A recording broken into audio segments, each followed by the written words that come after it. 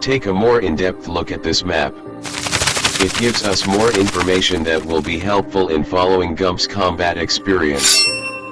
First, note that GUMP's 5th Infantry Division is accompanied by the 7th Armored Division, and the 80th Infantry Division is accompanied by the 4th Armored. Both infantry divisions are supported by an armored division, and are on the front line at this time. Note also, the 90th is on the move to reinforce the 5th. GUMPS has been at the tip of the spear on the front line now for approximately 1 month. Rifle companies were forced to hike long distances in hot weather, and over rough mountainous terrain.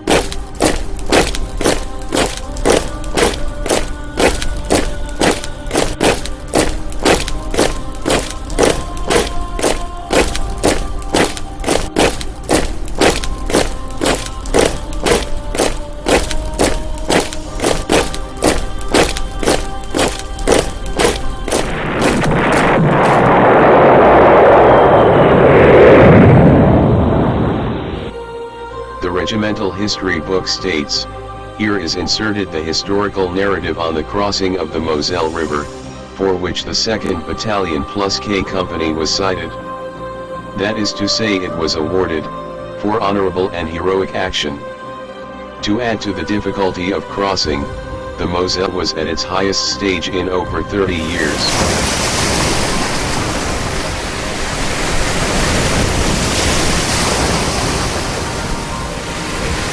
The official after-action report states, the Germans had been able to build up a substantial defense in front of the Third Army, and progress to the east, across the Moselle, was both difficult and slow.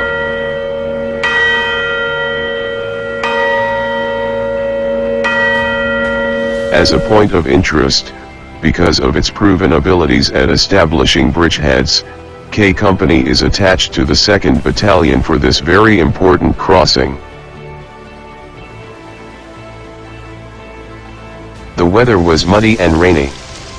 On the 6th, orders were received for the regiment to proceed east to the Moselle. Then, on the drizzly, disagreeable day of 7 September, the combat team advanced east by motors in the order 1st Battalion, 3rd Battalion, 2nd Battalion, with GUMPS. Detrucking was done in the vicinity of Bussières.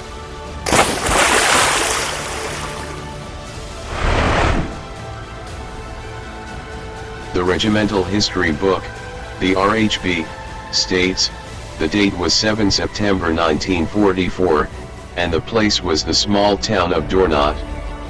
The unit performing the deed was the 11th Infantry Regiment, supported by its usual combat team. The deeds of the men and officers of the 2nd Battalion, 11th Infantry, K Company, in establishing a bridgehead across the Moselle River, a bridgehead which, although it had to be evacuated, due to the impossibility of reinforcing it and bridging it, became the easternmost point of advance for the Allied armies, rolling toward Germany. Rain and mud slightly hampered the advance.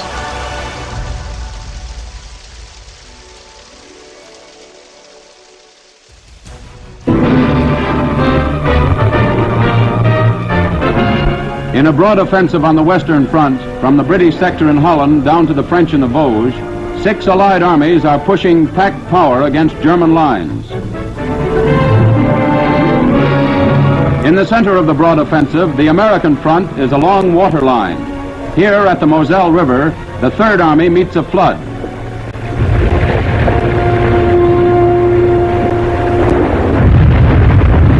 A dried channel yesterday, today the swollen river spills over the land to stall the wheels, but not the men marching toward Germany.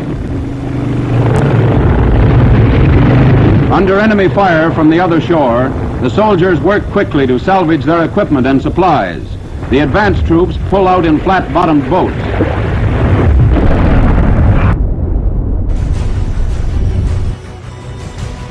The caption on this pic states, infantrymen moving an assault boat down to the banks of the Moselle River at Dornat.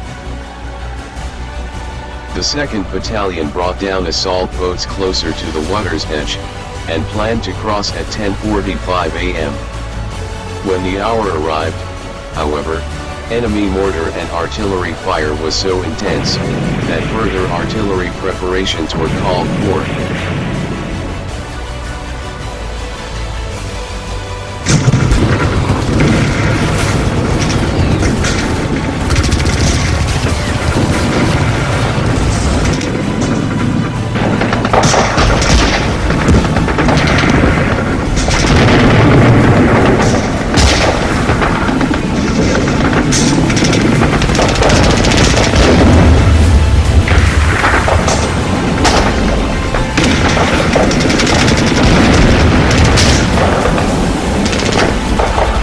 Take a look at the faces on these men crossing into deadly fire. I imagine that Gumps is one of the men whose back is to us.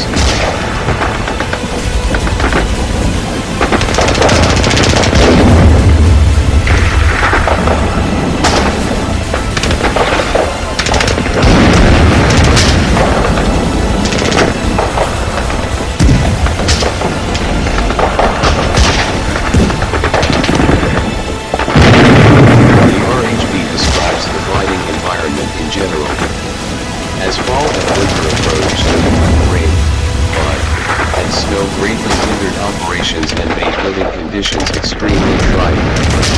The terrain became more difficult, since many rivers and streams had to be crossed, and rough, wooded, and hilly country was encountered. Enemy resistance stiffened.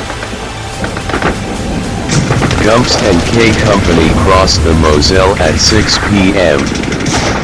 As this passage states, all crossings were made under mortar fire and bursts of machine gun fire. It is important to remember that these men were crossing the river, into the teeth of enemy resistance, an enemy that was firmly entrenched in forts and other defenses.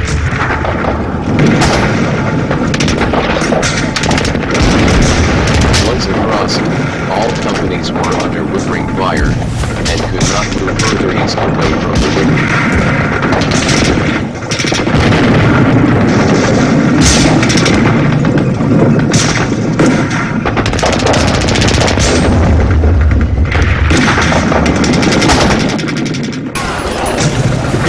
And the company advanced rapidly directly east and directly uphill toward the fort. The Germans increased their own mortar and artillery fire, and German infantry began counter-attacking and infiltrating on both flanks.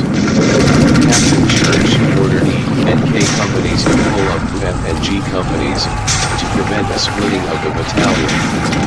E and K companies were unable to do so, because of heavy machine gun crossfire from the flanks across an open road, and the area which they had to cross to reach F and G companies.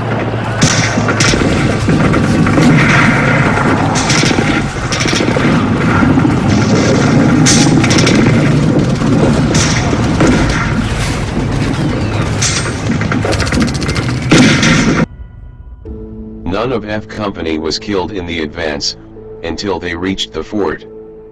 In the woods just short of the fort, Lieutenant Drake bent over a wounded German to ask him a question. As Lieutenant Drake straightened his back, and raised his head, he was shot in the forehead by one of 3 German snipers located just 10 yards away. He died instantly. Avenging American fire sprayed the position of the 3 German riflemen thoroughly.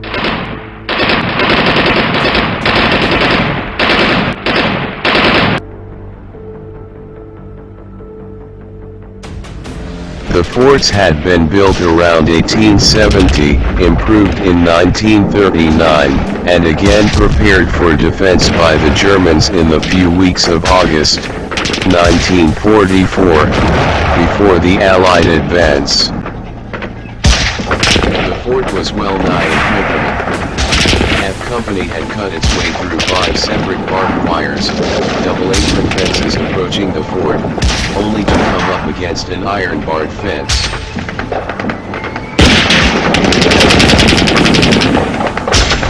Plans were then made to form a horseshoe-like defense with the right and left flanks anchored on the river bank.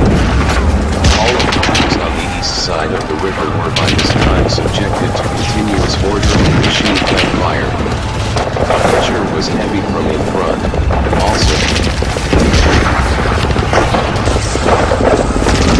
On the night of 8 September, the riflemen dug in where they were. Foxholes were close together, and the horseshoe defense followed the outline of the patch of woods.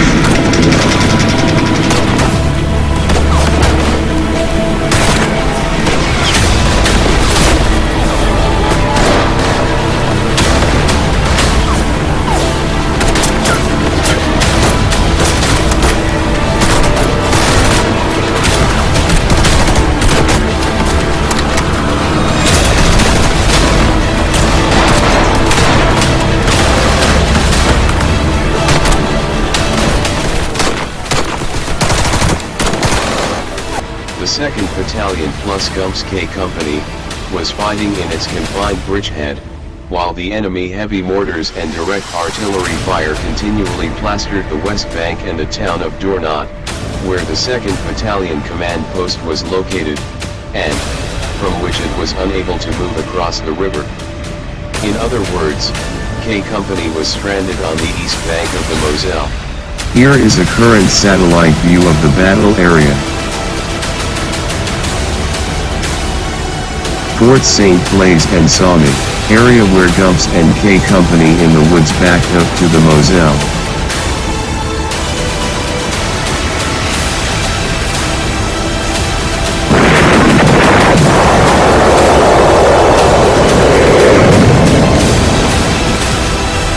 Here is how the current situation looks.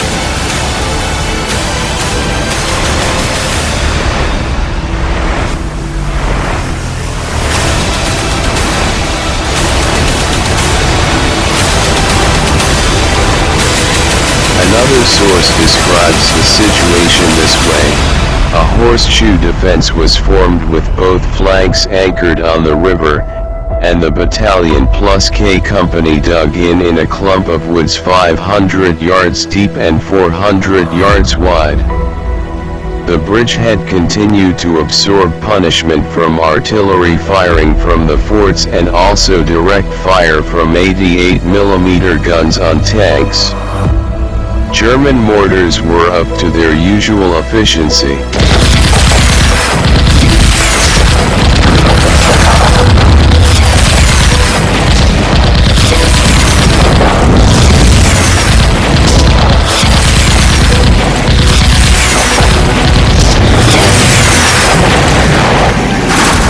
Fort St. Blaise and Saumy were pouring artillery fire into the bridgehead.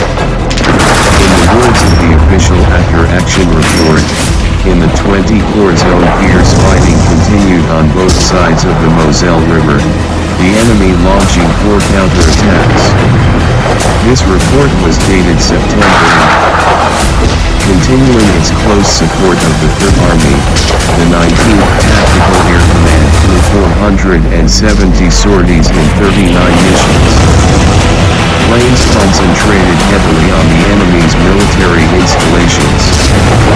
However, the forts were dug into the ground, so Allied artillery and air attacks had little effect. Here are the turrets of Fort St. Blaise, the only fortified structure above ground level.